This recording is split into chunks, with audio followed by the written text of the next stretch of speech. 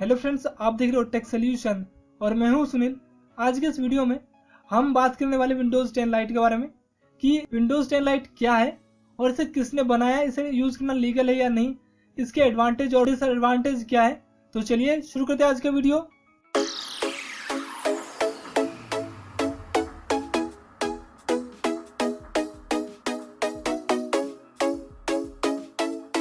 पहले मैं आपको बता दूं, विंडोज 10 लाइट जो एडिशन है उसे माइक्रोसॉफ्ट ने नहीं रिलीज किया और नहीं बनाया है।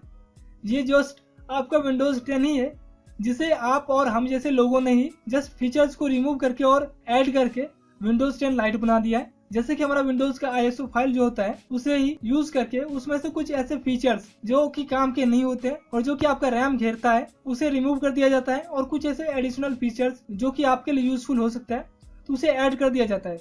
अगर आपको भी ये जानना है कि आप किस तरह से अपना कस्टम विंडोज लाइट क्रिएट कर सकते हो तो मुझे कमेंट जरूर कीजिए, या आप मुझे इंस्टा पे DM कर सकते हो। उस पर मैं काम कर रहा हूँ और उस पर वीडियो मैं जरूर लाऊंगा, तो आपको इसमें कोई भी सिक्योरिटी का जो अपडेट है वो नहीं मिलेगा। अब बात करते हैं इसके ओवरव्यू के बारे में। तो ये आपको सिमिलर टू विंडोज 10 ही दिखेगा, बट कुछ ऐसे डिफरेंस है मैं आपको इसमें दिखाता हूँ। जैसे कि आप विंडोज के आइकन पर क्लिक करते हो तो यहाँ पर देखिए विंडोज 7 की तरह आपको यहाँ पर स्टार्ट मेन्यू देखने को मिल जाएगा, और ये एकदम विंडोज 7 की तरह ही है। आप इसे चेंज कर सकते हो, विंडोज 10 में चेंज कर सकते हो। जैसे कि आप विंडोज 7 में कुछ इस प्रकार का एनिमेशन देखते थे, आपका जो आइकन जो है वो चेंज हो जाता था यहाँ पर, तो कुछ इस प्रकार का सेटिंग आपको यहाँ पर देखने को मिल जाएगा। उसके बाद देखिए विंडोज एसेसरीज में यहाँ पर आपको बहुत से ऐसे फीचर्स होगा जो कि देखने को नहीं मिलेगा, क्योंकि मैंने आपको पहले बताया इसमें से फीचर्स रिमूव किया गया। इसके कारण ये आपके कंप्यूटर का रैम बहुत कम घेरेगा। देख लीजिए कुछ ज़्यादा ऐप को इसमें डाला ही नहीं गया है। उसके बाद विंडोज सिस्टम ऐप में भी बहुत कम है। उसके बाद स्टार्टअप में भी कुछ है ही नहीं ऐप्स का। देखिए बेसिक जो ऐप्स होते थे जैसे म्यूजिक प्लेयर, वीडियो प्लेयर, तो ये सब भी ऐड नहीं किया गया, इसमें सबको रिमूव कर दिया गया। देखिए विंडोज मीडिया प्लेयर जो कि बहुत पुराना मीडिया प्लेयर है वो तो एडिशनल आता ही आता है। और यहाँ पर आपको एक सेटिंग का और एक कैलकुलेटर एप्लीकेशन ही मिलता है, और हम इसके सेटिंग्स को ओपन करके चेक कर लेते हैं। तो यहाँ पर देखिए राइट क्लिक करता हूँ मैं टास्क बार पर, और टास्क बार सेटिंग पर क्लिक करते हैं। तो यहाँ पर देखिए सेटिंग का जो सिस्टम है वो आपको कुछ भी चेंज देखने को नहीं मिलेगा। उसके बाद होम में आते हैं, होम में भी आपको कुछ डिफरेंट देखने को नहीं मिलेगा, तो हम इसे क्लोज कर देते हैं।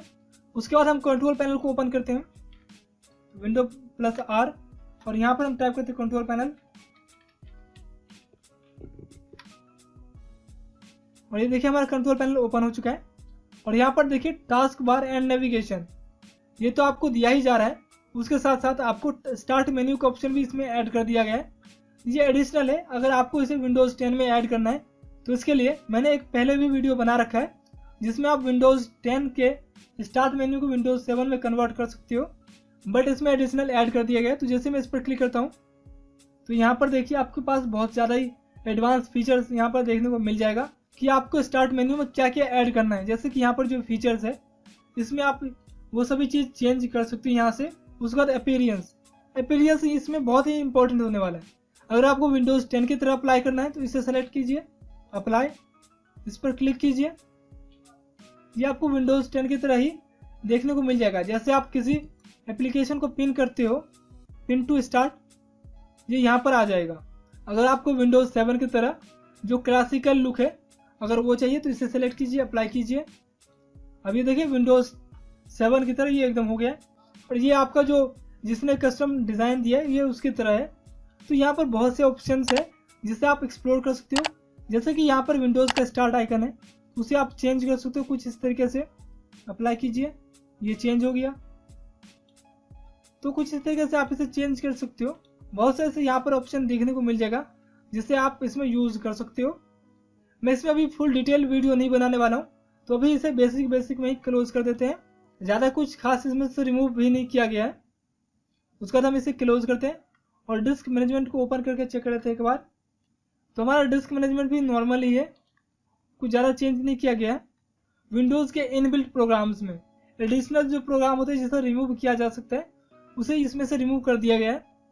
उसके बाद यहाँ पर देखिए इसका जो टास्क बार है उसमें कहीं भी आपको वर्चुअल डेस्कटॉप को ऐड करने वाला फीचर नहीं देखने को मिलेगा, और ना ही कोटाना और ना ही सर्च वर्च कैसा सिस्टम देखने को मिलेगा यहाँ पर।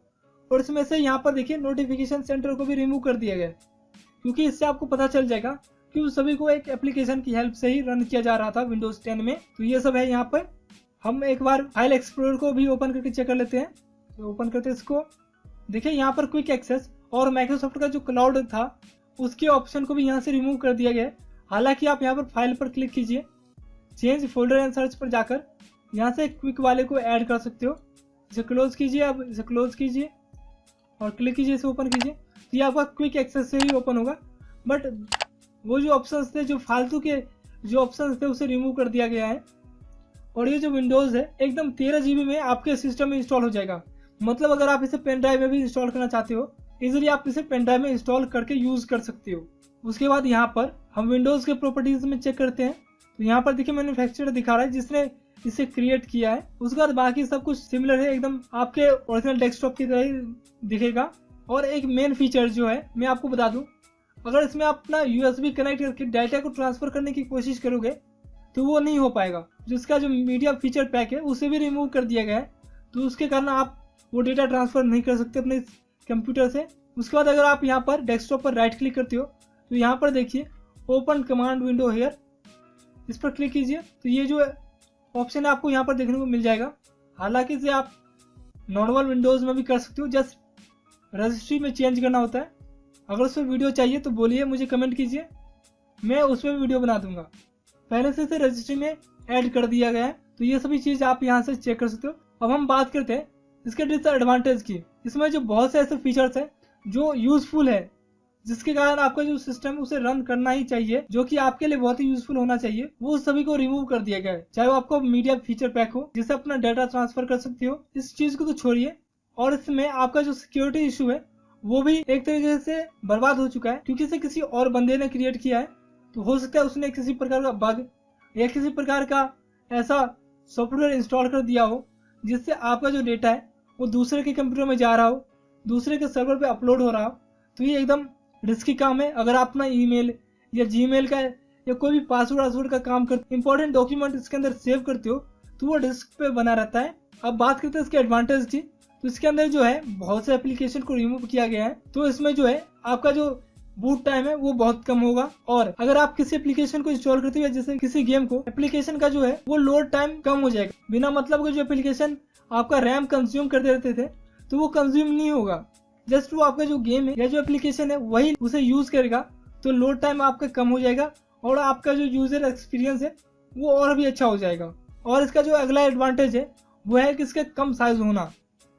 कम साइज का मतलब मैं ये नहीं कह रहा कि कम साइज में इंस्टॉल हो जाएगा, इसे आप कम साइज में डाउनलोड कर सकते हो। जस्ट ये 1.1 GB का साइज है। अगर आप एक्चुअल माइक्रोसॉफ्ट का ISO डाउनलोड करते हो तो वो आपका 4.5, 4.7 या 5 के करीब पहुंच जाता है, जो कि अगर आपके पास ब्रांडविड्थ नहीं है, बहुत अच्छा इंटरनेट पैक नहीं है, तो आप उसे डाउनलोड नहीं कर सकते थे। बट अगर आपका 1.5 GB का भी पैक है जियो का, आप आराम से इसे डाउनलोड करके यूज कर सकते हो। तो मैं आपको यही रिकमेंड करूंगा, अगर आप टेस्टिंग कारण से इसे यूज करना चाहते हो या गेमिंग के लिए यूज करना चाहते हो, तो हाँ, गेमिंग में ये आपके लिए एकदम बेटर रहेगा। बट इसमें आपका डेटा जो है वो रिस्क पे रहेगा, तो डेटा को आपको बचाना है इसमें, और अपना जो यूजर एक्सपीरियंस है उसे अच्छा करना है, तो इसे आप यूज जरूर कीजिए। तो अगले वीडियो में मैं आपको ये भी बताऊंगा कि आप इसे किस तरह से डाउनलोड करोगे, किस तरह से इंस्टॉल कर सकते हो। अगर आपको वीडियो देखना है तो अभी आप इस चैनल को सब्सक्राइब कीजिए और बेल आइकन पर क्लिक करके ऑल पे सेलेक्ट कर लीजिए, तभी आपको मेरे वीडियोस के नोटिफिकेशन मिलेगा और आपको पता चलेगा कि मैंने किस समय कौन सा वीडियो अपलोड किया है। तो जल्दी से सब्सक्राइब कीजिए। और आप मुझे इंस्टाग्राम पे फॉलो कर सकते हो @Mr. शिव कुमार। इंस्टाग्राम का लिंक और मेरी वेबसाइट का लिंक आपको इस वीडियो के डिस्क्रिप्शन में मिल जाएगा, आप वहां से फॉलो कर सकते हो। तब तक के लिए जय हिंद, जय श्री राम।